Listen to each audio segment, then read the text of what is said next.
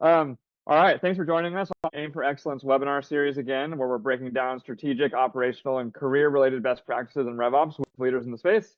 Once again, I'm James, co-founder of AccountAim. We're a go-to-market data and automation platform that streamlines account-based sales and territory management for B2B sales teams. And I'm super excited to be joined by Tom Pae today. Tom, thanks for taking the time out today. Yeah, thanks for having me. I'm excited to join. Tom has led RevOps at a number of companies, including at Sendoso, where we were both at previously, and is now the founder of Charlie Mike Consulting. Tom, do you want to share your background quickly in a bit more detail? Yeah, sure. So, hi everyone. My name is Tom. I spent probably my first 7 years professionally in the Army, working as a military intelligence officer, and I kind of always equate that to being the closest thing to RevOps in the military. When I decided to get out of the military, transition out, and then I was very fortunate and lucky to be able to land at a few awesome success-based tech companies where, working at companies that are small as Series A, all the way to public companies, driving anything from, let's say, 5 million AR to about $1 billion in AR. So most recently, I decided to move out of the in-house type of role and become an independent consultant, more specifically working as a fractional operator, helping a lot of companies, smaller companies, companies that are lagging in growth, companies that want to expand and really uh, find a way to capture more of the market. But as a fractional operator working inside these organizations, actually pulling the levers on certain places, helping guide them strategically. So that's what my company does. That's what I've been doing for the past 2 years now. It's been great. Thanks, Tom. I'm excited to have you on, particularly for that jump that you've made to consulting. I'd love to get your perspectives on some of kind of the common gaps that companies are seeing on the RevOps front, since I'm sure you've seen a lot now that you're consulting. But maybe before we dive deep, first just to kind of level set, because I think there's actually some disagreement in the market around this. So curious, how do you define RevOps? Yeah, it's interesting. I probably have a very simplistic view of it, but at its core, RevOps or RevOps for short, right, it's a department that's responsible for improving the processes, technology, and the data that supports revenue generating activities. That's how I define it, right? So the ultimate goal is really to drive predictable, scalable growth by making sure every part of the company that touches revenue is working together as smoothly as possible. So that's kind of how I see it. It's making sure that everyone's aligned, right? Because a lot of these departments who touch revenue are working in their silos. So I'm there to ensure that that process is more cohesive, they're aligned, they're communicating, and we really try a unifying strategy and that can be done through tools, technology, data to really get them on the right track. You, at least from a title perspective, you've covered sales strategy, traditional RevOps, and enablement. I'm curious, like, I'd love your perspective on kind of how these differ or intertwine. Like, in your opinion, should these always Yeah. fall under RevOps, or what's your take on kind of those different sub functions? Yeah, you know what? The way I kind of think of it is RevOps. RevOps is what we should do and how we can do it. I think enablement for me have always been the folks that help ensure the execution of the plan. So now I've been in organizations where RevOps and enablement kind of are bucketed together. Oftentimes the RevOps leader will also own the enablement side of the house. I've seen it where it's separated. I've seen enablement under marketing. So it really depends on the organization, the company, and where the best, where that role best is suited for. But really, RevOps is going to be the ones that kind of think about and help decide. And by the way, they're going to work with enablement too. This isn't just a siloed approach on it, but they're really going to be thinking about what we should do, how we should do it. Enablement is the folks that ensure the execution, and more importantly, the feedback is captured correctly and properly and being sent over so that any of these changes can be done, um, for it to be successful. I think that's so important. We were chatting with Catherine Zhang on actually the last version of this webinar, and she was talking about how common it is, understandably, for sales reps to not inherently share feedback and just kind of ignore the process because they're so busy day to day. So I think closing that feedback loop is so important. You mentioned that RevOps is, or Army intelligence work is actually the closest thing to RevOps in the military. Yeah. I think it's an interesting comparison. I'm curious, leaving the Army, what got you into RevOps or what caught your eye more specifically? Yeah, I think there's a little bit of timing and luck, to be honest with you, like most things in this world. I knew that I wanted to go into technology. I grew up in the Bay Area, surrounded by it growing up. Uh, I wouldn't say the military is the easiest transition to go from in government work into the technology sector, but I knew I wanted to go on and do it. So actually, funny enough, I reached out to a startup and said, "Hey, look, I'm in, I'm attending business school. I have some free days off. I'd love to be able to just shadow and look and see how companies like you operate, if that's okay. And I'll do everything from even taking out the trash if you want me to, and getting the coffee." I think they were very generous and said, "Hey, look, I think we know what you're trying to do.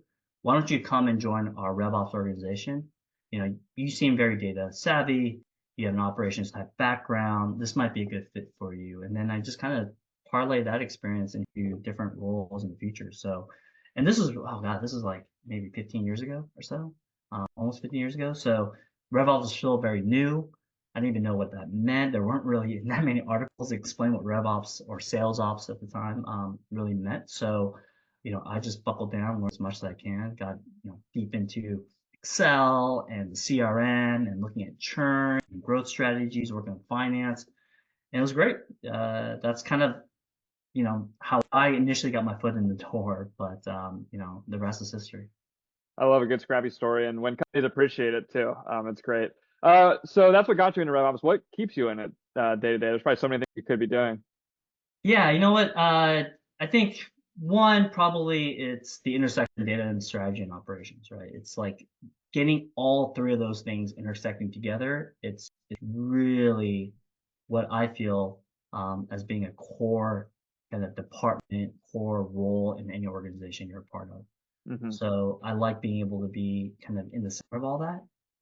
And kind of secondly, and this is related to it, but you get that seat at the table, right? So I've been in situations where the CFO, CRO, CMO, all the C-suites, even the CEO, they won't go into an important conversation or meeting without the leader of their RevOps with them. That's how important it is. So I like the fact that you get that seat at the table anywhere you go, because your role is so important. And I think probably the third biggest thing is RevOps is still growing. It's still new, right? Like, our parents, I don't know, I probably can't find one of my parents' friends that did RevOps or sales ops. Maybe it was called something different back then, but I think with the proliferation of tools and data, Hmm. and this a hyper focus on growth and efficiency, this is still what I would consider a growing market that's constantly evolving. So it keeps me on my toes, it keeps my peers on their toes, and being able to be at the forefront of something that's very critical and new is, to me, something very exciting. Yeah, that makes sense. I love your comment on having a seat at the table. I actually think a lot of mid-level RevOps folks actually struggle with this because I do think one risk of being in RevOps is that it sometimes can devolve into being like a taskmaster. There's just so many hats Yeah. to wear, so many things to do. I think sometimes people just get lost in the weeds. So I'm curious, how do you cultivate the ability to get a seat at the table? Yeah, you know what? Number one is you have to be aligned with the people that are also sitting next to you at that table, right? And that's not just doing the work for these particular individuals, but reaching out to them, you know, understanding that, hey, the project I'm working on may have a significant second order effects with the project or your team that you manage. So Hmm. being very proactive, asking them questions, being a part of and getting involved in their work streams can help a lot, because then they'll be able to connect the dots and they'll say, Hmm. hey, look, Tom or James, they're actually thinking about doing these particular items that I need the help on. Let's make sure to bring them in to that conversation meeting, because they might have a different perspective or help support the framework that we're trying to develop. Yeah, that's great. Appreciate that. I think it's always great to level set on some of those things. Maybe moving into topics more specific to your experience. You for a while seemed to focus on the growth stage. You spent a good amount of time at SailPoint, at Sendoso, that I think we're both growing pretty quickly. I know you're kind of all over the kind of growth and revenue levels with Charlie Mike. I'm curious, as you think about growth, like what's the most important transition for companies going from the early days to a more mature sales or RevOps environment? Like what should people be thinking about? Yeah, I think one of the things, and this is very tactical, but being very maniacal about how you're collecting some of the data. I think oftentimes because you're a young company, things are pretty fast and loose. But as you grow into the next stage, you're gonna have to put a little bit more processes, a little bit more time. You need to maybe buy additional upgrade that sales are trying to sell you consistently, and get really, really maniacal about it because at the end of the day, your crown jewels is the data that you have. And if you're not utilizing it in a way where it's standardized, it's clean, it's in a place where everyone could pull and make decisions, then you're really going to be behind. So, that's one of the things I would definitely try to look at. And secondly, don't be afraid, as you grow out to start figuring out ways to expand your RevOps organization and team, right? So I think, don't be afraid like, hey, we're not big enough to hire enablement. We're not big enough to hire another analyst for RevOps. You'll be very surprised, that for the talent that's out there today, they're able to accomplish a lot of things, be able to take on so many different roles and responsibilities that you just don't realize how impactful they are until Mhm. it doesn't work or it's overburdened because you're sending that one person, 5 or 15, 20 different tasks every day. So, it's a great tool to have. It's a great role to have in your organization. It's a huge enabler. So don't be shy about growing out that organization. That's great. On the data side, I think there are a lot of questions for, solo RevOps folks at growing companies. Like, do you have any tactical advice around the data side? Like, what are the few things that people should be thinking about to prepare this? I know you kind of alluded to enrichment providers, which certainly feels like a start, but there's probably so much more than that. So how would you think through that in the perfect world? Yeah, you know what? It's funny because I think, for a lot of folks, right, you have if you're lucky enough, you'll have a single source of data that you can utilize. Yeah, ideally, it's a customer data that you capture and that, it's data that's being told you by the prospect of the customer. Um, or maybe you rely on and you decide that there's a third-party data source that everyone's going to go ahead and rely on, and that's kind of gospel, right? Hmm. I think outside of that, probably a good way to handle, unstructured data or data that's, kind of all over the place or repetitive in nature, whatever it may be, do yourself a favor and if anything, go ahead and ask your teams, hey, what data source do you look at? What is the most reliable, Hmm. out of all the data sources that you look into? Sometimes it might be LinkedIn. Sometimes it might be, ZoomInfo or some other place, right? Or it might be, hey, look, it's the best data is the one that I get from the customers. Perfect. Once you get that, weight those particular data sources heavily, one way or the other. And this is getting super tactical, but I've also been at places where we would say, hey, look, we have 4 different sources of data because for some reason we bought all these different tools.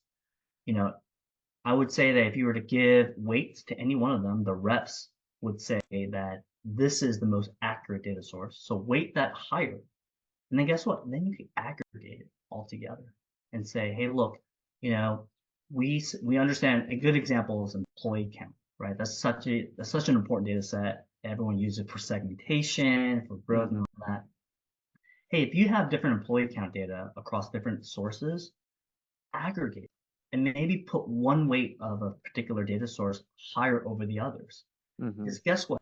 Now you can say, hey, look, we understand that that number may change any given time, or that one particular source has a different view of it.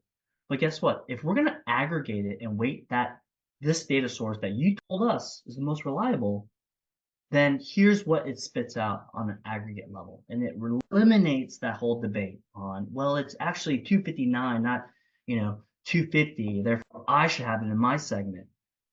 Hey, that argument gets lost a bit when you say, hey, look, we're aggregating it. It's not 100% accurate, but it's directionally correct, and that's what we have to use today. It sounds like such a small point, but I think it's actually so important just to cut through the noise and that debate because that debate really can be endless, especially as it relates to rules of engagement and who gets Right. credit for what and things like that. So Yeah. that's awesome.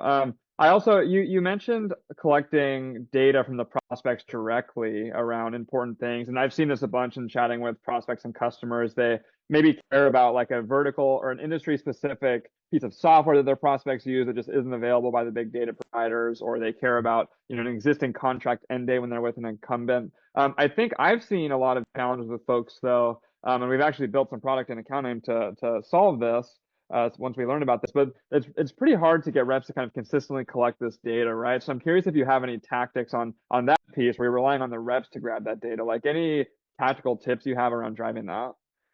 Yeah, I think, I've seen it early days where you just kind of make it a requirement into the CRM to say, hey, ask them how much they spend on X, tool or software. Ask them how big their organization or who makes decisions. I think that's one way. I would say that a better way using that method is still maybe prompting them with some type of discovery questions that need to be asked. Mm-hmm. And by the way, this could be offset to maybe if you have a SDR to AE model where the SDR has to qualify the deal and ask those questions, right? And arm them with, hey, these are the 5 questions you're going to ask because these are the things that you'll get from the answers on those questions, and then you'll be able Mm-hmm. to populate. I've also seen models where, hey, look, uh, prior, this is a little bit more sophisticated and a little bit more tactical, but there's software out there that will uh, ask people before they sign up for a call or before Mm-hmm. they get on the Zoom or whatever VC tool you use to verify some information up front, right? And then that could feed into your CRM. It's kind of very similar to like when people have web forms they fill out and they tell you how big their company is or where they're located and all that, right? Mm-hmm. But yeah, I mean, those are probably the best ways to collect that information. But I also think too, you know, at the end of the day, sometimes look, it's not the specific numerical data point or where it's at may not be that significant overall. So just being comfortable directionally that this is directionally correct, right? Yeah. Yeah, it may not be headquartered in Phoenix, and instead it's headquartered in, California, but we understand that it's part of, maybe the Southwest territory or something like that. Just I think not being too wrapped around the axle about that particular firmographic data set will be helpful. And I've seen, by the way, I've seen very sophisticated companies in the past where they'll look at it based off of some of the registration. This is kind of like the PLG motion of saying, hey, in order to use our product, in order to use some of the features, we need to make sure that this information is correct about you, right? Mm-hmm. It's a kind of a subtle way to be able to gather that information in at the product level. Of course, that requires a lot of decisions and product implementation and just being careful about how you could use that data. But you know, it's another way to doing it. Mm-hmm. That's great. I want to pivot slightly to fractional RevOps or RevOps consulting. Sure. I think it's been pretty popular lately, and it sounds like it's going really well for you. Um, would love to hear, and I know you kind of span the gamut on the clients you serve, but would love to hear your opinion on how anyone listening who maybe doesn't have RevOps in-house should think about fractional work. When does it make sense? Maybe what are some of the most common kind of projects or models that you Yeah. go into, and how should people think about the value as well? Look, I like fractional RevOps. For me, I just realized that one, the skill set, the knowledge that I had, I could apply to almost any organization out there. Particularly my skill set, which is recurring revenue, SaaS-based organizations. But you know, I like it because, and I think the company benefits significantly from this too, because think about it, you, it's an agreement, right? It's, hey, look, we're not going to hire you permanently. We're going to hire you for a period of time. It could be pretty long. It could be very short too. But we both agree that if the work is great, we keep you on. We ask you to do more stuff. Um, and if not, then it's great. Then there's no love lost on that, right? We just kind of say we separate and part ways. I also like it because fractional allows me to be more embedded in the organization. So, for folks out there, right, fractional is really you're donning you're donning on the emails of these organizations. You're actually in that organization doing the work, pulling the levers. Every time I get a fractional role, I ask to get their email. I ask to have access to their SSO so I could get into their programs, be in their meetings, in their Slack channels. It's a little bit different than the consulting method that we've seen before, where you throw stuff into the data room, you pull it, you have to go through a particular you know um, request for information process to get info. I just think fractional is a lot faster, right? It's just a Mhm. lot faster. I'm in these organizations. I'm an actual employee. I can listen to the meetings and be a part of it. So I like that piece of it a lot, and I like the fact that I could, at any time decide, hey, look, I'm getting you this far, but guess what? I'm going to be able to hand over some of this work over to the current existing employees, or I could help you hire, my replacement here so that there's some continuity in the work. So it's great. I think it's a big cost saver if you think about the overhead that you're saving. As a fractional, you can if you want give that person some equity, but oftentimes it's kind of off of a service fee model. So, it's just for a company, big or small, it's just a lot more cost effective in that manner. So yeah, I mean, there's a lot of other reasons, and the flexibility and time, obviously, too. Yeah. So I think it's great for a company too, like you said, to get yourself embedded, so you actually get full context of everything that's going on as well. You touched on this right at the end there, but it was a question I wanted to ask is around, what happens post, hiring a fractional RevOps lead. So it sounds like, you might help them hire a dedicated employee to take on kind of what you're doing. Sounds like you might kind of hand the work over to existing employees who maybe aren't RevOps experts. mhm. Anything else folks should be thinking about the handoff after to be successful? Because what I would imagine most people would feel would be the risk is you hire this great fractional person, they do some great stuff, and then as soon as they leave, stuff goes by the Yeah. wayside. Yeah, and that's a good point. Look, and this is another great benefit, right? When you're a fractional, you're leaving in a short time. So, the mentality is that any of the work that you do has to be documented, has to be packaged up so that either the current existing team today could take over and know exactly what to do, or you help hire someone in which, you'll leave once they get fully on board and ramped up, and then you provide them all the information. Versus, let's say, a permanent hire in which, really they're not, I hope they're not constantly thinking about, oh my God, I might leave this job today Hmm. they might not even think about that, in which there is no documentation.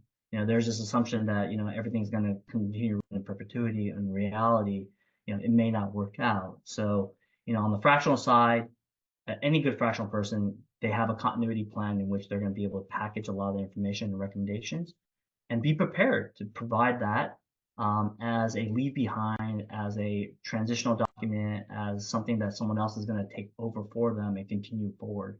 So it can't be, hidden in someone's file, obscured functions and formulas that are hidden in different sheets all over. You really are working towards how is someone going to take over this work, and you start thinking about that from day one. Yeah, I think that's great, avoiding any kind of tribal knowledge. I wanted to talk about one angle here too, and we can keep the most recent customer or partner anonymous for now. But I know that you recently worked with a pretty big PE fund as part of a kind of joint project around RevOps. I'm curious. There's a lot of talk around like PE playbooks, and they're so good at transforming sales orgs and things like this. What, in your experience, is top of mind for PE firms as it relates to RevOps? Like, what do they think is most valuable or kind of moves the needle? Yeah, and I'll talk about this kind of at a high level, not anything specific to the recent PE firms that I've worked with. But at PE right now, it's they if you think about it, right, they buy companies that have a lot of potential, right, and they just aren't there yet, and they need a lot of operational rigor and help and support um, to get to that level of excellence. So when I go in there, I think for them they're always trying to figure out how do we get that level of excellence? How do we get there? It's usually through a lot of growth, right? It's really showing the market that hey, we bought this company at a place where maybe we got nice a nice deal off of it, but here's what the rest of the market's missing out on because what we're able to do is go in there and implement using some of the operators that they have in house, or hiring folks like me to come in and work it, or even the last firm I worked with, they actually had operators and I would support them as well. They even Hmm. brought in consultants.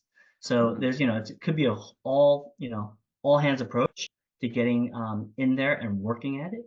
And what I love about it is, particularly maybe in PE versus, let's say, VC, and I know most VCs would disagree with what I'm about to say, but like, you know, there's a lot of debt at these organizations on the PE side to get these companies. Like there is zero failure. It's not like, hey, I'll invest in 100 different companies, and as long as one of them is successful, great. But all the 99 could be technically failures, and I could still do well for my, my LPs. Mhm. PEs, that's not the case. Like you're leveraging a lot of debt at times, and they need to have success rates in every organization. So that changes that dynamic significantly, I think, right? Mhm. I think they're super hyper focused, no matter how big or small or how much growth or how much they're lagging in, they're going to be extremely focused to make sure that every single company is successful. So, that's a little bit of different approach, and you kind of see that more hands-on approach when you work with some of these big firms. Yeah, such a different level of kind of operational rigor. Starting my career in investment banking, saw that a lot, for better or Yeah, worse. We're really getting deep in the weeds. yeah, We're almost at time here. We'll wrap up and do kind of like a rapid fire finish sure. here, and take through some final questions. I'm curious, you've worked with a lot of companies, pricing a ton of tools. Curious if anything comes to mind that you feel is missing in RevOps tech, something high on your wish list that would make, your life or others a lot easier. Oh man, we kind of touched a little bit about this, but God, I'd love to have like a universal Bible of firmographic data place. Like I know there's like Zoom Info, there's oh God, there's now there, now they're I'm forgetting about them, but Apollo, right? There's Yeah. just hundreds of them out there, and they're all niche. I would just love to have a universal place, Like I would love, and I used to work at LinkedIn. God, I would love LinkedIn to actually publish our data so that it's actually embedded, and we could use that data source, the number of employees, how fast they're growing, but just a universal place where we could just get the right kind of information. Yeah, you're gonna have every data provider knocking on your door after this to Yeah, prove to you that they're the ones. But yeah. yeah, common problem. The biggest myth about RevOps that comes to mind. Biggest myth. I hear this all the time when people talk to me about hiring me, is that we're just CRM admins, right? Hmm. Our sales is all it's all jacked up. Our hub lot is up is can't be managed. We want to hire you. You can do that, but it's kind of like bring a fire hose that you know um, to just to put out a birthday candle, right? It's like it's a little bit unnecessary, and there's more than we can do. Yeah, and I feel like the messy CRM is often downstream of bad strategy and bad thought and process 100%. and things like that. Exactly. Yeah. I'm sure there are many, and no offense to our beloved sales rep friends. Biggest sales rep pet peeve.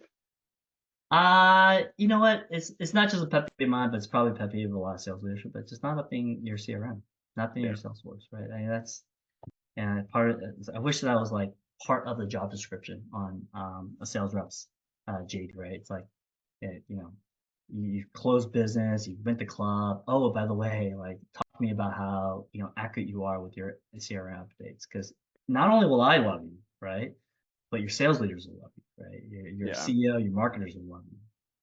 I've always thought it should be a small part of compensation, as maybe 5 or 10% of like the bonus payment or the commission to be tied to that. But It's funny. It's funny you mentioned that because I actually was at an organization where lead routing was done based off of how often people uh, update their that's CRM, pretty good. or Yeah, how complete their CRM data set was.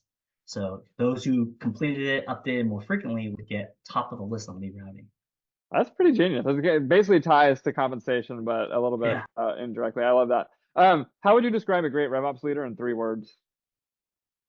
I would say Wrangler.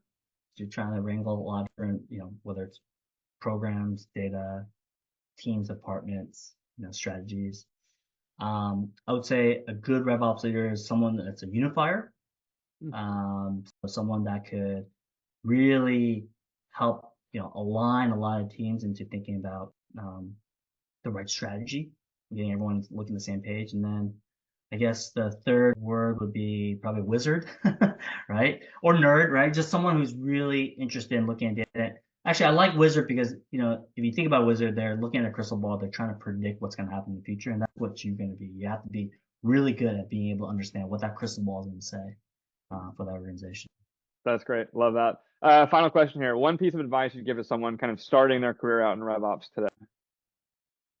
I would say don't just bring problems, but bring recommendations and solutions. That's how you're going to be able to differentiate yourself between, a junior tier, junior level RevOps person to being at the next level. You're saying, hey, we're down X, but here's what I recommend we do to get us back to, our baseline. Or, hey, these are the problems that we're seeing. Here's what I would recommend we do. And then to even higher than that, it's also when you present your recommendations, stack rank them and why this is better than the other, right? So that I think, and that's not just as a junior RevOps person who's starting off, but really anyone in any role. Yeah. And that's such a great way to finish because that ties back to getting a seat at the table, right? And earning that trust. So Yep. I think we'll leave it here. Tom, this was great. Really appreciate the time.